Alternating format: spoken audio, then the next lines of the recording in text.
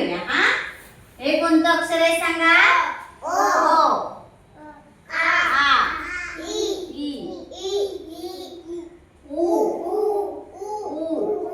ऊ. रू. ए. ऐ.